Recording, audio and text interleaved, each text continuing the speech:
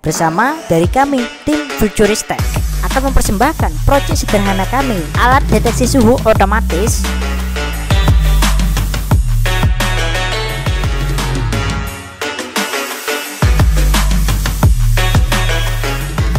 Saya akan memaparkan masalah apa yang akan kami angkat. Berkaitan dengan SDGs atau Sustainable Development Goals, SDGs itu adalah 17 tujuan negara yang diperkirakan akan mencapai target pada tahun 2030. Kami mengangkat poin ketiga daripada SDGs itu sendiri, yaitu adalah kesehatan dan kesejahteraan masyarakat. Berkaitan juga dengan kondisi pandemi COVID-19, dirasa proyek kami ini sangat cocok untuk dikembangkan. Saya Haris Chandra Agustina. Di sini saya akan menjelaskan tentang konsep dari alat pendeteksi suhu otomatis by Futuristek. Nah, konsepnya yaitu alat kami itu menggunakan informasi deteksi suhu tubuh yang diintegrasikan dengan motor servo, yang nantinya motor servo ini menggerakkan daun pintu sesuai dengan suhu yang dideteksi. Jika suhu di bawah 37,6 derajat Celcius, maka buzzer dan motor servo akan nonaktif dan nantinya hasilnya akan tertampil pada LCD. Sedangkan jika suhu di atas 37,6 derajat Celcius, maka buzzer akan menyala, sedangkan pada motor servo akan tertutup sebagai simulasi pada pintu. Di sini saya akan unboxing ya istilahnya. Di sini ada LCD 16x2.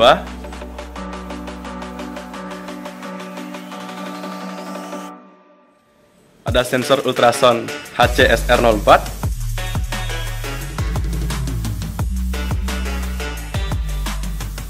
Ada sensor tubuh GY906.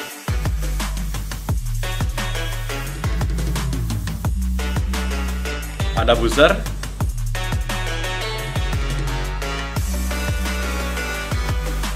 Ada motor servo.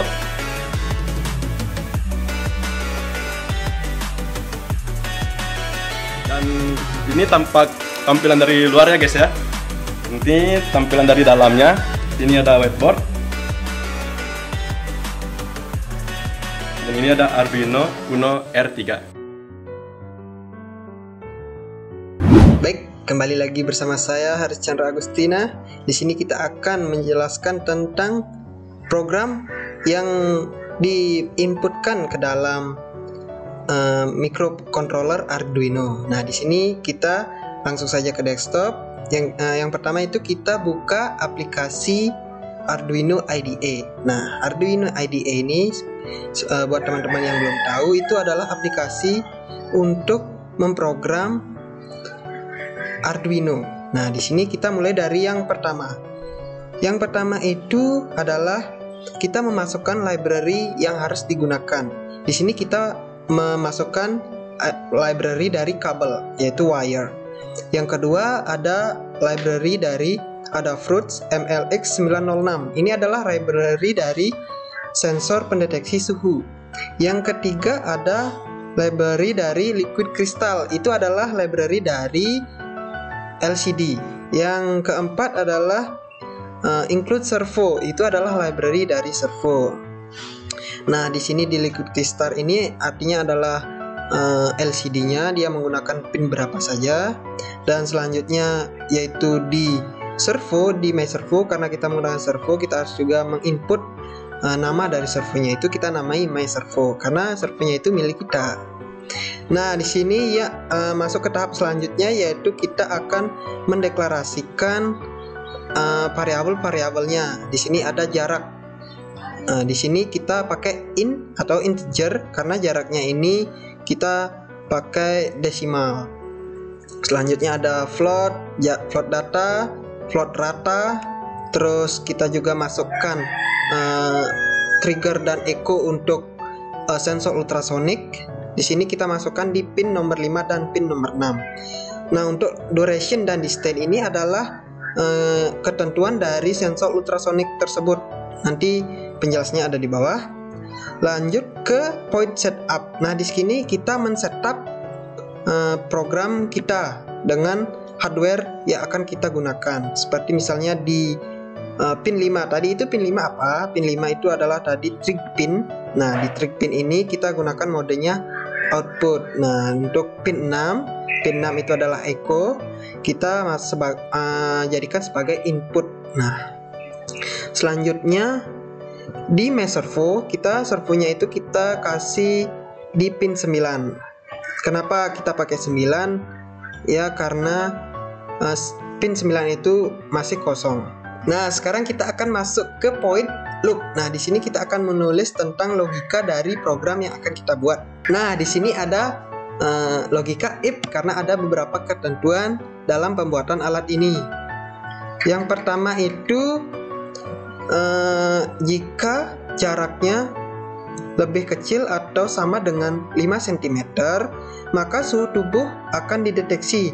Nah, suhu tubuh ini akan di LCD print ini akan ditampilkan di LCD, dan suhu tubuh akan ditampilkan di LCD nomor kedua, dan diprintlah data yaitu berupa informasi nilai suhu tubuh. Sekarang masuk ke logika kedua. Di sini jika suhu tubuh berada di atas 37,6, maka servo akan menuliskan posisinya ke 90 derajat yang awalnya berada di posisi 0 derajat. Nah, jika suhunya itu di bawah 37, maka akan masuk ke logika else, di mana di sini yaitu servo akan ditulis menjadi 0 derajat. Oke, di sini saya akan mensimulasikan dari alat kerja kami, di mana di sini simulasi yang digunakan adalah Tinkercad. Kemudian untuk melakukan simulasinya kita klik Start Simulation. Nah, ini merupakan tampilan awal dari suhu di mana dalam keadaan normal, di mana terlihat bahwa suhu masih di bawah normal dan motor servo akan terbuka. Kemudian untuk mensimulasikan suhu di atas 37,6 derajat Celcius, maka di sini saya akan menaikkan nilai dari suhunya menjadi di atas 37,6. Terlihat bahwa buzzer akan berbunyi dan motor servo akan tertutup, disimulasikan sebagai pintu, dan nantinya hasil dari sensor itu akan ditampilkan pada LCD dengan suhu di atas 37,6 derajat Celcius. Berikut kami akan menguji coba alat kami. Pertama-tama kita dekatkan kepala ke sensor ultrasonik dan di atasnya ada sensor suhu. Alat ini memakan waktu kurang lebih 3 detik untuk memproses. Bagaimana jika suhu di atas 37,6 derajat Celcius? Dengan memanaskan tangan, kemudian nantinya akan dari sensor suhu akan mendeteksi. Nah, ini merupakan reaksi dari motor servo, di mana dia akan mensimulasikan dengan menutup sebuah pintu jika suhunya di atas 37,6 derajat Celcius. Sampai pada tahap kesimpulan video, berdasarkan evaluasi kinerja prototipe, simulasi, dan terakhir pada tahap uji coba, dapat disimpulkan bahwa komponen-komponen yang kami pergunakan sudah bekerja dengan baik sesuai dengan yang kami harapkan. Untuk yang pertama, sensor suhu GY906 sudah mampu untuk menerapkan ketika kurang dari atau sama dengan 37,6 derajat Celcius, maka servo akan tetap terbuka. Begitupun sebaliknya, ketika lebih dari 37,6 derajat Celcius, maka motor servo akan menggerakkan pintu untuk menutup. Oke. Nah, kemudian diimbangi dengan sensor ultrasound HCSR04 juga sudah mampu membaca jarak dengan tepat. Jadi dapat disimpulkan bahwa prototipe daripada alat kami sudah bekerja 100% sesuai dengan yang kami harapkan. Yang terakhir teman-teman, sini kami akan menunjukkan logbook catatan kemajuan tugas kami. Di sini agar bisa dijadikan pembelajaran bersama bahwa untuk melaksanakan suatu proyek ya kita perlu yang namanya melakukan logbook untuk mengevaluasi tiap kinerja yang kita lakukan. Oke. Nah, bisa dilihat di sini ada tanggal, uraian kegiatan, problem, dan solusi. Nah, ini perlu sekali kita jabarkan ya dari hari ke hari agar proyek kita ini optimal ya. Kita tahu di mana kesalahan kita tahu problem kita apa, sehingga dari sanalah kita bisa menentukan solusi apa yang bisa kita atasi untuk problem tersebut ya. Jadi ada banyak sekali hal yang saya pelajari di mata kuliah ini, yaitu teknologi telekomunikasi terapan. Salah satunya bisa mengimplementasikan Internet of Things dan pemrogramannya. Jadi demikianlah project kami ya dari grup Futuristek. Mudah-mudahan bermanfaat dan bisa dijadikan pembelajaran bersama. Sekian dan terima kasih.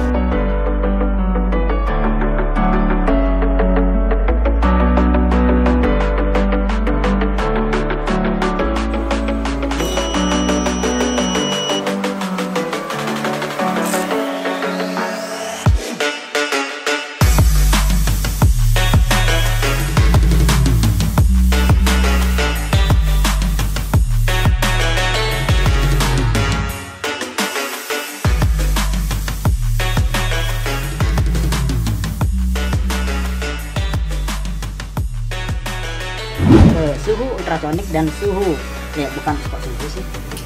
Perkenalkan, nama saya Komangadi Bayu Adnyana. Saya NIM 170541089. Di sini saya